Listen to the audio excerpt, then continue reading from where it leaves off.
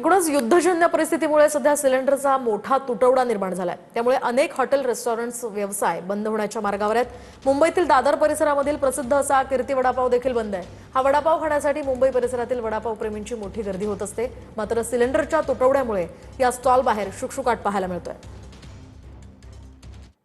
देशामध्ये युद्धजन्य परिस्थिती आहे आणि त्याचा फटका आता भारतामध्ये महाराष्ट्रामध्ये पाहायला मिळतोय। एलपीजी नसल्यामुळे अनेक रेस्टॉरंट असतील, हॉटेल असतील, वडापाव सेंटर देखील आता बंद आहेत। वडापाव देखील महागलेला आहे। आपल्या सोबत जर तुम्ही या ठिकाणी पाहत असाल की हा दादरमधील कीर्ती कॉलेजच्या समोर असणारा हा कीर्ती वडापाव आहे। इथे प्रचंड प्रमाणात गर्दी असते आणि ग्राहक येत असतात।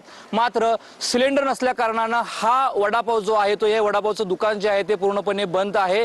कॉलेज समोरला हा वडापाव असल्यामुळे दादरमधील एक महत्त्वाचा आणि प्रसिद्ध असा कीर्ती वडापाव आहे। मी आणि माझे मित्र आम्ही कीर्ती कॉलेजचे आहोत सगळे। आम्ही दररोज इकडचा वडापाव खायचो। तर आता एलपीजी गॅसचं मतलब युद्धाचं वातावरण असं हे असून आता आम्हाला वडापाव खायला हे होत नाही, म्हणजे मिळत नाही। काय रोज येऊन सुटल्यावर खायचो इकडचा वडापाव, आज बंद आहे म्हणून आज निराशेने जावं लागतंय आम्हाला। Cameraman Mohan Dube sir, Ranjit Ingale, TV9 Marathi, Mumbai.